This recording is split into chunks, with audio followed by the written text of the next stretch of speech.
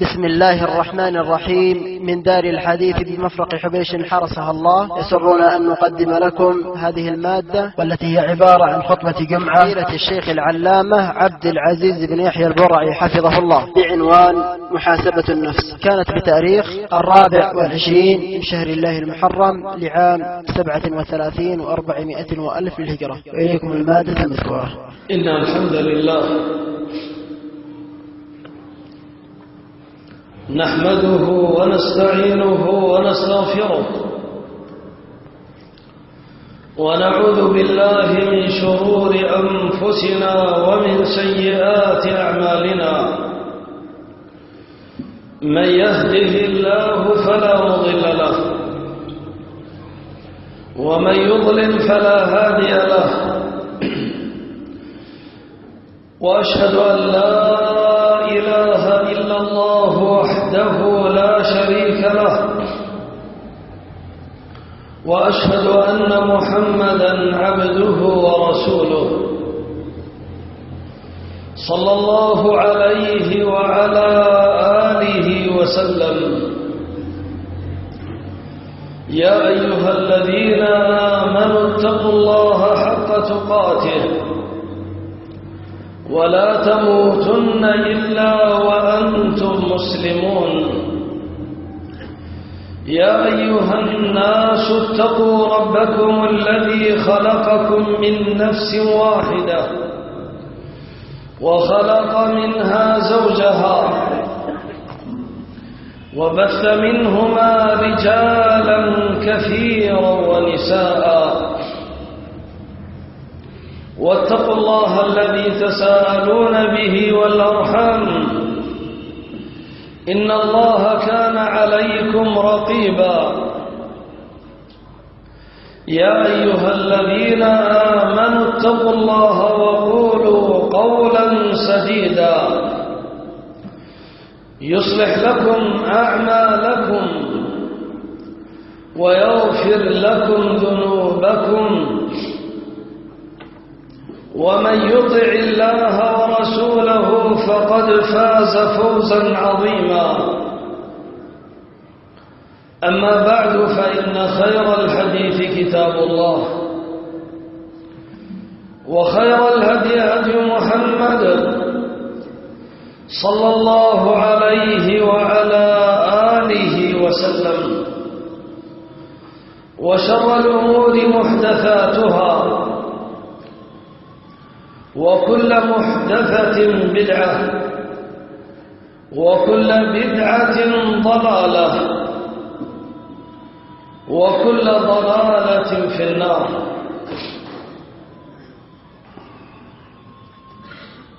أيها المسلمون،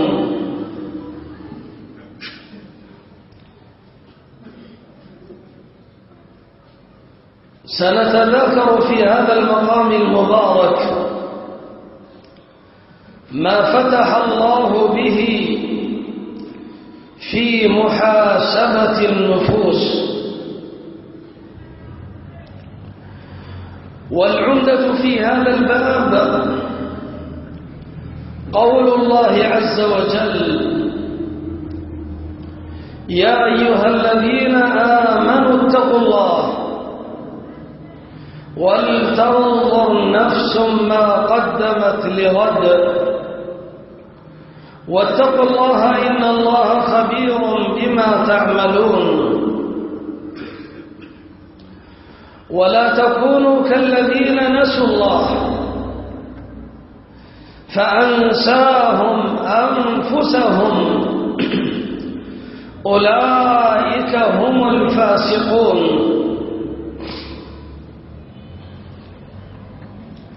ينادي الله عز وجل عباده المؤمنين قائلا لهم: يا أيها الذين آمنوا. فمن كان مؤمنا فالله يناديه، والنداء يشرف بشرف المنادي. ناداهم الله وهم المؤمنون، ناداهم أن يعملوا بمقتضى الإيمان، وهو تقوى الله عز وجل، فإن إيمانك يدفعك إلى تقوى الله.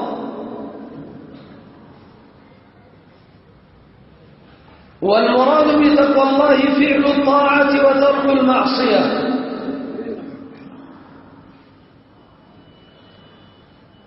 قال الله عز وجل: إنما المؤمنون الذين إذا ذكر الله وجلت قلوبهم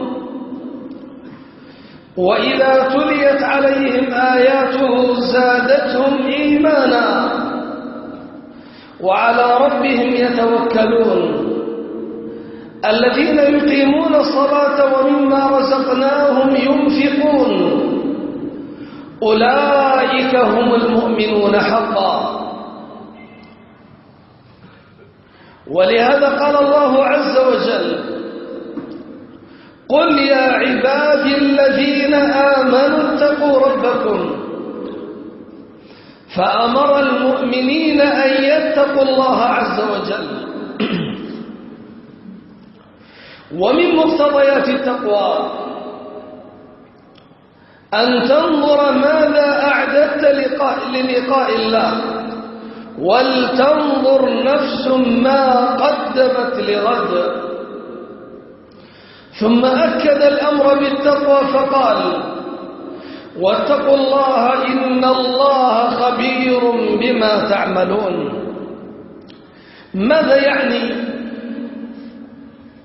بقوله ولتنظر نفس ما قدمت لغد؟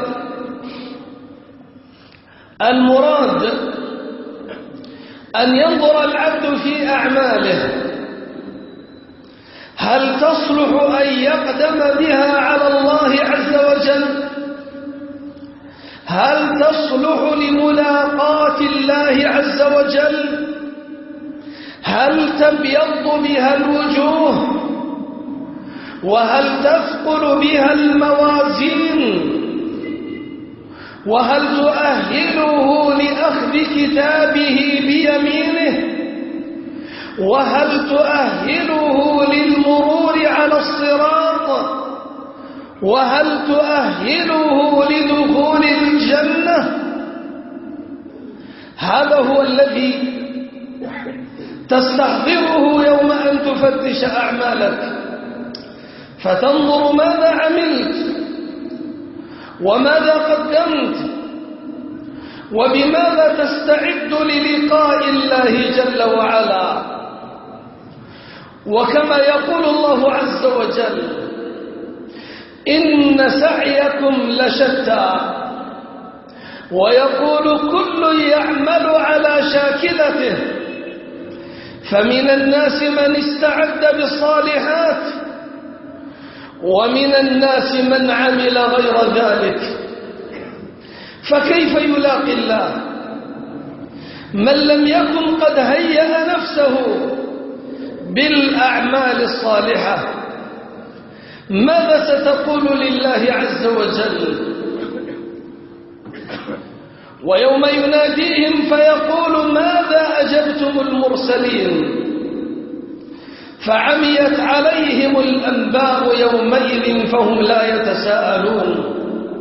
وقال: فوربك لنسألنهم أجمعين عما كانوا يعملون.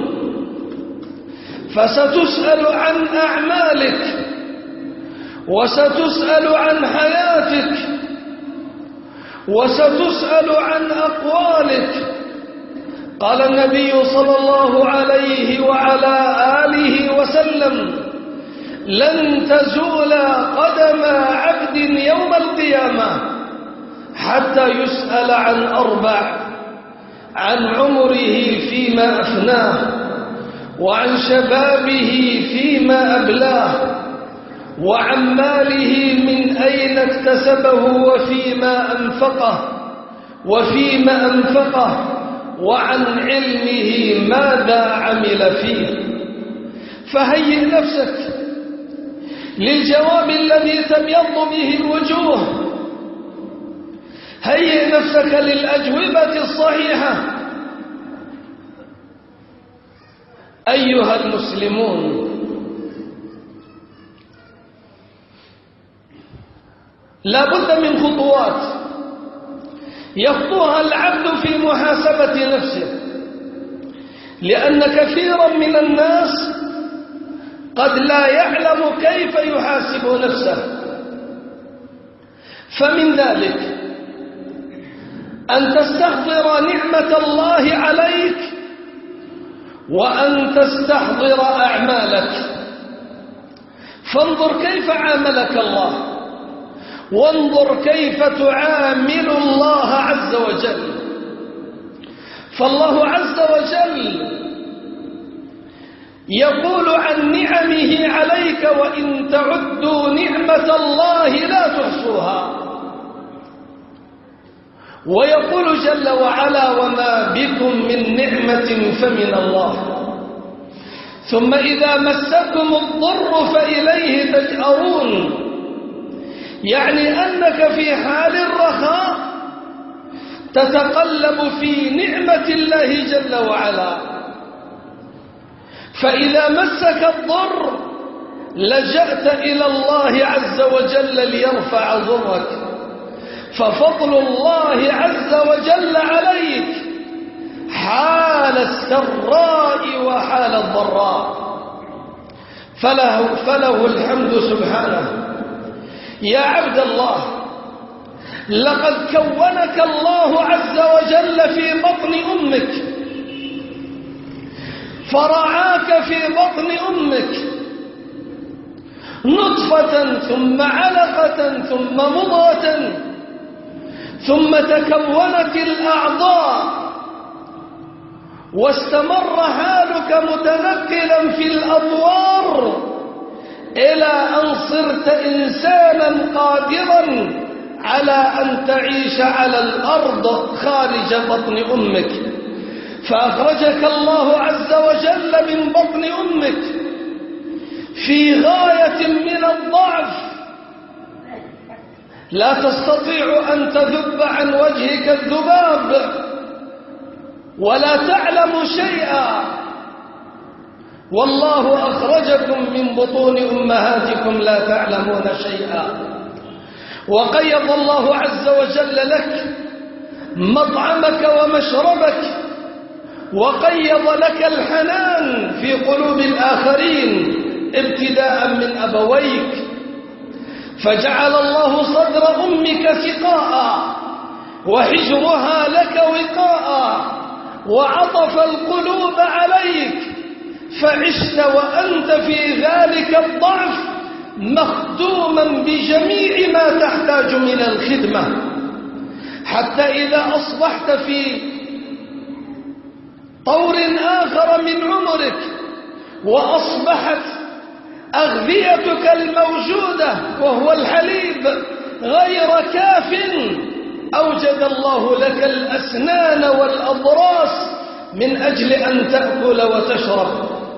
وبعد ذلك عشت وترعرعت مخدوما من قبل أبويك يرعونك ويقومون بخدمتك ورعايتك وتربيتك، ويسهرون لترتاح، يسهرون لتنام، ويتعبون لتستريح، ويجوعون لتشبع، ويفعلون ما يفعلون، كل ذلك من نعم الله جل وعلا عليك.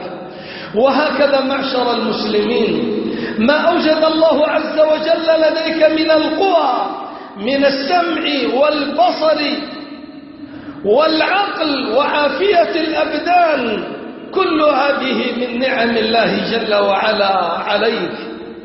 تدخل اللقمة في فمك لا تدري كم قد قطعت من المراحل، فقد جابت البر والبحر ونقلتها المراكب، لا تدري من زرعها من حصدها وكيف انتقلت إليك حتى وصلت إلى فمك لقمة سائغة، ثم تتهيأ تلك اللقمة لرحلة أخرى داخل بدنك، فتستلمها أجهزة في داخلك توزعها، فجزء منها للدم، جزء للعصب، جزء للحم، جزء للعظم، جزء للشعر، جزء وجزء إلى آخره.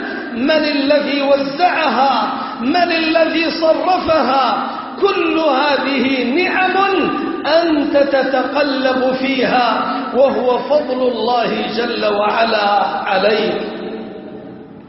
وهكذا معشر المسلمين، أنت تأخذ النفس لاحتياجك إليه، وبينما أنت في أمس الحاجة إليه وقد دخل جوفك ما هي إلا لحظات، وإذا بك قد ضجرت منه تريد إخراجه فتخرجه.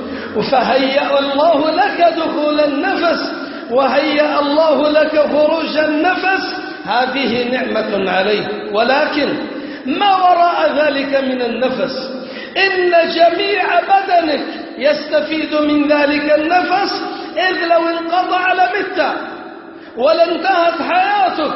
فكم من النعم الموزعة على أعضائك التي تستفيد من ذلك النفس. فأعد النظر في نفسك وفي نعم الله عز وجل عليك. إن نفسا واحدا لا تستطيع أن تحصي نعم الله عليك فيه، فكيف لو فكرت في غير ذلك من النعم؟ نعمة السمع، نعمة البصر. ترى الرجل يقوم على الأسرة يشتغل ويكتسب ويذهب هنا وهنا، فإذا أخذ الله بصره أصبح مفتقرا إلى طفل يقوده، وأصبح عاجزا عن أن يقوم بأسرته كما كان ولا بعشر ما كان. متى شعر بهذه النعمة؟ يوم أن أخذ الله بصره. وكم من الناس من يكون جالسا في الناس وهو بغير سمع، ربما اغتابوه، ربما سبوه، إن لم يكن عندهم تقوى لله وهو لا يدري قد افتقد سمعه، لا يضحك حين يضحك الناس، ولا يدري ما يقولون، ولا يفهم كلامهم، يراهم يتداولون الحديث ولا يدري ما يقولون. يقف في الصف لا يسمع القراءة ولا التأمين، لا يؤمن حين يؤمنون، ولا يدري ما يقرؤون، ولكنه حين يراهم يركعون يركع، وحين يراهم يسجدون يسجد.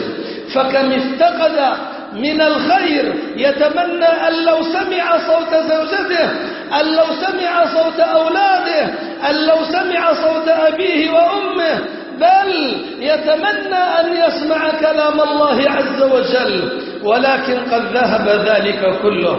هذه كلها نعم وغيرها كثير. فكيف لو رأيت نعمة الله عليك بالإسلام والإيمان؟ أما هذه النعم البدنية فإنه يشاركك فيها البر والفاجر، ولكن نعمة الله عليك بالإسلام والإيمان هي التي تؤهلك لدخول الجنة. هذه النعمة أعظم مما تقدم. فكم من الناس يعيشون على الكفر بعيدين عن الله، والله أوجدك بدون اختيار منك من أبوين مسلمين. لو أراد الله أن يخلقك في صلب يهودي أو نصراني أو أي مشرك من المشركين ما كان لك اختيار، ولكن تفضل من الله عز وجل وكرم من الله عز وجل أوجدك من أبوين مسلمين، وفي وسط بلاد المسلمين تعيش معهم وتحضر الصلاة في مساجدهم، ثم أنعم الله عليك بالاستمرار على ذلك. فكم من الناس من أبوين مسلمين ولكنه ارتد عن دين الإسلام ولحق بالمشركين، فاحمد ربك على هذه النعم.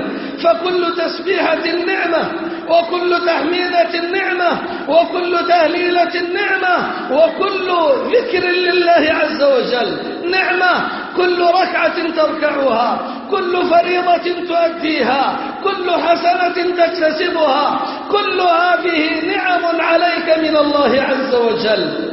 حاسب نفسك، هل عاملت الله عز وجل بالطاعة كما أحسن إليك وتفضل؟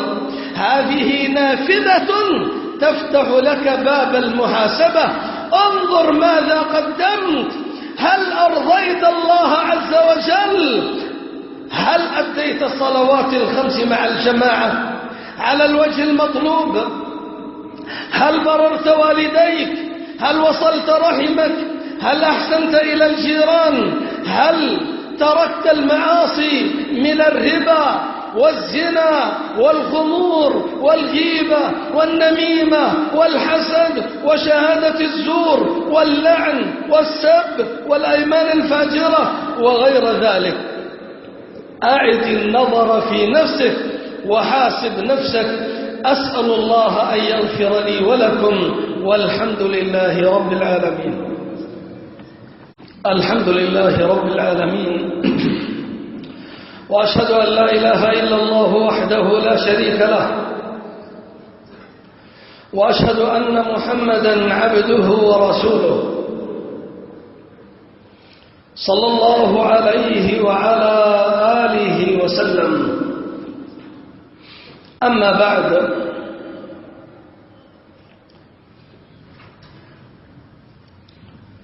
نذكر في هذه اللحظات صفة المهيأ لمحاسبة النفس، لأنك قد عرفت كيف المحاسبة. بقي أنك في حاجة إلى تهيئة نفسك لتحاسبها. فالذي يحاسب نفسه هو الذي أنار الله بصيرته وأساء الظن بنفسه واستطاع التفريق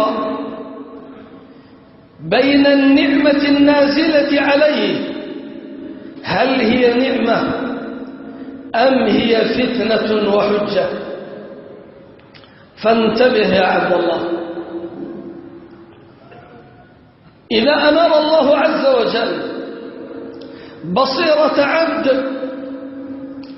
قدر على محاسبة نفسه، ولكن لن تستنير بصيرة عبد بغير طاعة الله، لن تستنير بصيرة عبد بغير تقوى الله جل وعلا، لأن المعاصي تنطمس بها البصائر.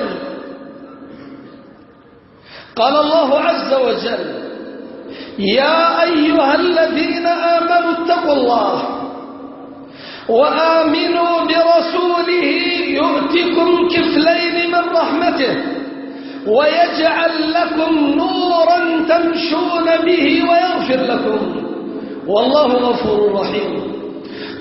فوعد الله عز وجل من آمن واتقى أن يؤتهم كفلين من رحمته وأن يؤتهم نورا يمشون به.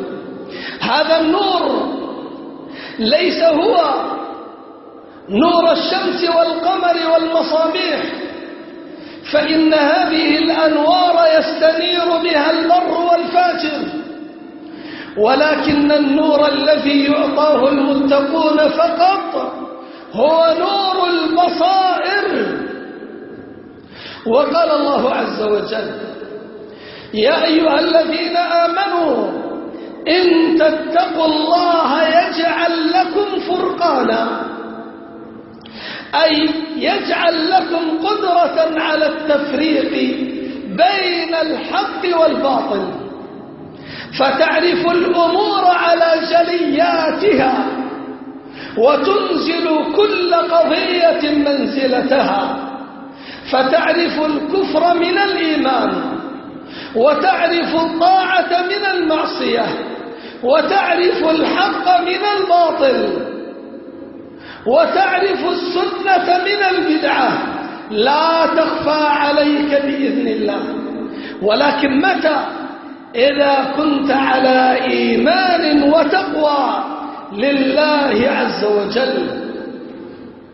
أما إذا كان الإنسان بغير بصيرة فإنه تنطمس بصيرته، فلا يستطيع أن يفرق بين حق وباطل، ولا يستطيع أن يفرق بين سنة وبدعة، فتراه يعيش في أوساط العصاة محبا لهم مواليا لهم، يعيش مع أهل البدع محبا لهم مواليا لهم، يعيش مع الكفرة والمشركين محبا لهم مواليا لهم، لا يستطيع أن يحكم على فعل فعلوه بأنه باطل.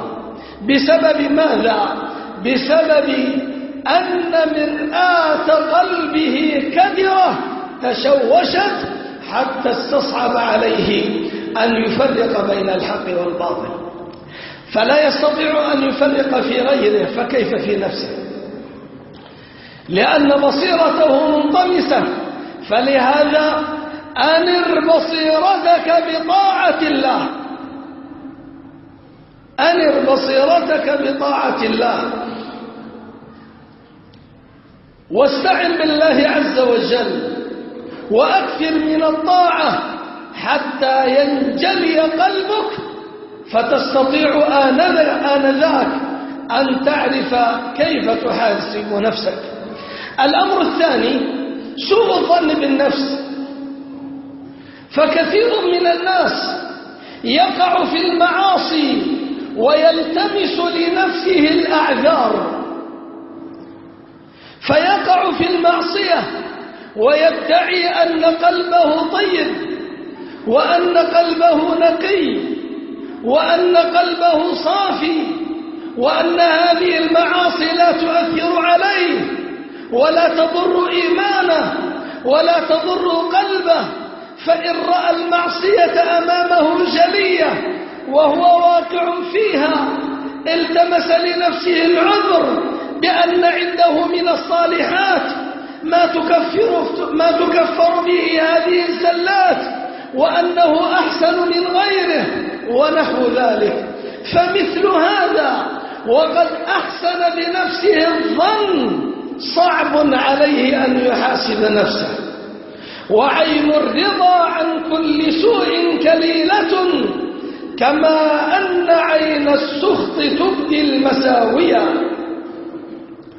فمثل هذا لا يستطيع أن يحاسب نفسه، لا يستطيع أن يحاسب نفسه، تشوشت عليه الأمور، أحسن الظن بنفسه. إن عباد الله الصالحين يعملون الصالحات ويكثرون منها ويتركون المعاصي، ومع ذلك يتهمون أنفسهم بالتقصير ويخافون على أنفسهم من ذنوبهم. واقرأوا قصص التاريخ يظهر لكم ما كان عليه الصالحون من محاسبة النفس، وما كانوا عليه من الخوف على أنفسهم. أبو بكر الصديق رضي الله عنه الذي هو أفضل هذه الأمة، بل أفضل بني آدم بعد الأنبياء والمرسلين، يقول: يا رسول الله علمني دعاء أدعو به في صلاتي. قال: قل: اللهم إني ظلمت نفسي ظلما كثيرا ولا يغفر الذنوب إلا أنت فاغفر لي مغفرة من عندك وارحمني إنك أنت الغفور الرحيم. إذا كان أبو بكر في حاجة إلى أن يقول: اللهم إني ظلمت نفسي ظلما كثيرا، فما بالك بنا نحن؟ ما بالك بمن دونه وهو يعلم أن يدعو بهذا الدعاء؟ فنحن أحرى أن نقول بأننا ظلمنا أنفسنا ظلما كثيرا. على هذا يا عبد الله لا تبالغ في إحسان الظن بنفسك، حاسب نفسك وانظر إلى سيئاتك ولا تستكثر حسناتك، انظر إلى من فوقك من الصالحين ماذا فعلوا، ولا تنظر إلى من دونك من العصاة ماذا أسرفوا على أنفسهم. فإنك إذا نظرت إلى الصالحين الذين سبقوك بالطاعات حاسبت نفسك وإن دفعت إلى فعل الصالحات مستقلا ما لديك. لكن إذا نظر الإنسان إلى من أسرفوا على أنفسهم أكثر منه فإنه سيمدح نفسه ويثني عليها. الأمر الثالث أن تنظر إلى نعم الله عز وجل عليك، هل هي نعمة أم هي فتنة وحجة عليك؟ فكثير من الناس إذا رأى نعم الله عليه وثناء الجهال عليه وقضاء حوائج الله له رأى أن هذا دليل على صلاحه وتقواه وأنه ما بقي أحسن منه، فالنعم عليه نازلة وجهال الناس يحبونه وحوائجه مقضية، ظن أن ذلك من حب الله جل وعلا له. قال الله عز وجل: ودخل جنته وهو ظالم لنفسه قال ما أظن أن تبيد هذه أبدا وما أظن الساعة قائمة ولئن رددت إلى ربي لأجدن خيرا منها منقلبا. أنكر البعث ثم قال: لو فرض أن البعث سيحصل وأن الساعة ستقوم سيعطيني الله خيرا من هذه لأنه ما أعطاني إلا لحبي. وقال تعالى: ولئن أذقناه رحمة منا من بعد ضراء مسته ليقولن هذا لي وما أظن الساعة قائمة ولئن رجعت إلى ربي إن لي عنده للحسنى.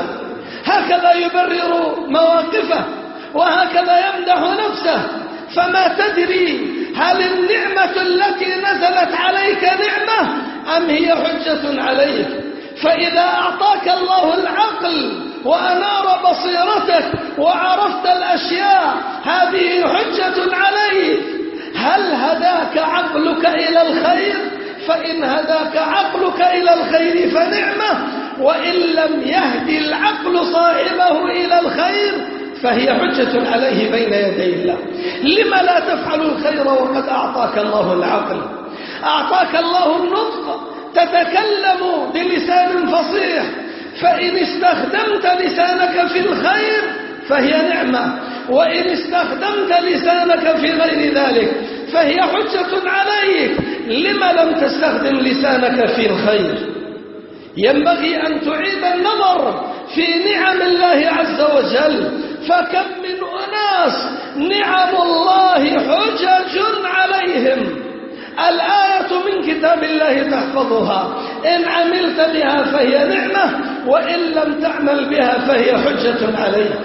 قال الرسول صلى الله عليه وعلى آله وسلم: والقرآن حجة لك أو عليك. فكل آية نعمة وكل حديث نعمة، وعلى هذا ستسأل عن هذه النعم. قال الله سبحانه وتعالى: ثم لتسألن يومئذ عن النعيم. وقال لأبي بكر وعمر وقد خرج جائعين وأطعمهم الله، قال: لحم وتمر وماء وبسر، والله لتسألن عن هذا النعيم. فلقمة ستسأل عنها، وآية أنعم الله بها عليك تهتدي بها إلى الحق، ما ستسأل عنها؟ ستسأل عن كلام الله وكلام رسوله، لأنه نعم أنعم الله عز وجل بها عليك. فهيئ نفسك للأجوبة عن نعم الله عليك، ولكن الذي ينبغي أن تعلمه أن النعمة نعمة إن عملت بمقتضاها، وإلا فهي حجة عليك سيسألك الله عز وجل عنها. لهذا لا تغتر بنعم الله عز وجل عليك إلا إذا عملت بها فاحمد الله عليها، وإلا فإنك مسؤول عنها. أنت مسؤول عنها، عن كل نعمة قلت أو كثرت، والله يتجاوز عمن يشاء من عباده. أيها المسلمون، هذه لفتات تهديك وترشدك كيف تحاسب نفسك. واعلموا أن المحاسبة محاسبتان تفصل بينهما التوبة. فالمحاسبة الأولى استحضار ذنوبك، ثم التوبة منها، ثم المحاسبة هل أنت مستمر على التوبة أو لا. فهما محاسبتان مفصولتان بتوبة. فانتبه للمحاسبة الأولى التي هي استحضار أعمالك، ثم التوبة، ثم المحاسبة إن كنت قد تبت إلى الله عز وجل من أعمالك. وربما حاسبت نفسك فرأيت أعمالا صالحة، فالمحاسبة بعد ذلك هل أنت مستمر أو غير مستمر. أسأل الله عز وجل بمنه وكرمه أن يهدينا وإياكم سواء السبيل، ويوفقنا وإياكم لما يحب ويرضى.